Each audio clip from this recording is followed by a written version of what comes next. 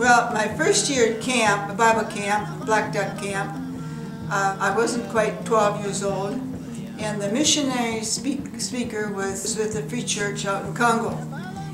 And during that week, they asked for those who, are you willing to be a missionary? And I was willing. And actually, the idea of being a missionary never really left me.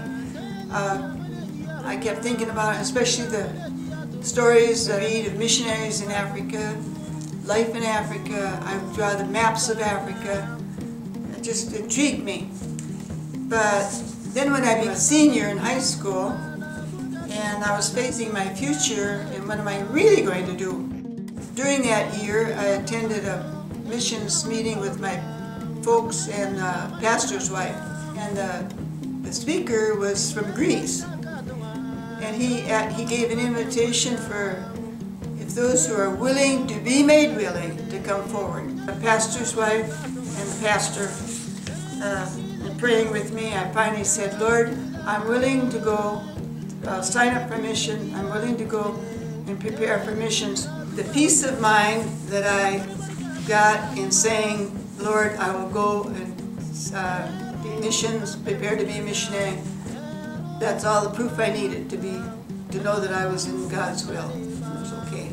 Well, I was never the bravest of souls. I was shy. But I was convinced that God wanted me to go, and so I knew He was with me. I wasn't totally alone. In Congo, they used the French for the international language, and they used Lingala as the trade language. In Congo, I had to learn the Lingala, and it was the rule of the mission was to take 3 months to learn Lingala before you start your work.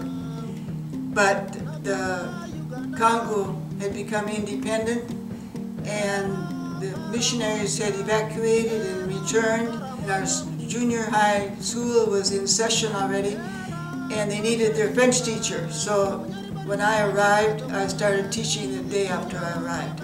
It was my first furlough in 1963 when the doctor said, well, you have a hearing loss.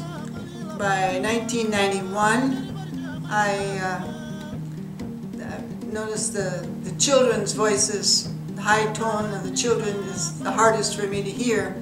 So I decided it was about time for me to let somebody with better ears teach the children. I was teaching 5th and 6th grade at the time. Then I thought my time in Congo was ended, so I kind of figured I was coming home to stay, but the missionaries and also the church asked me to come back out and work in literature.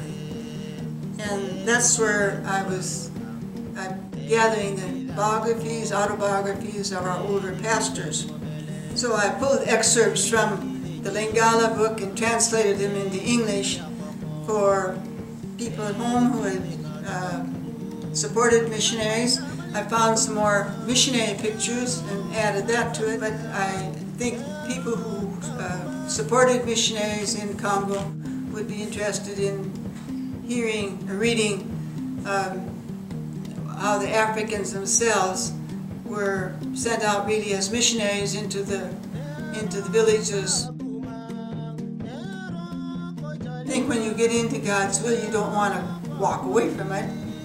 And but to me, that inner peace and accepting the fact that that's where I belong, that kind of takes care of all the rough edges.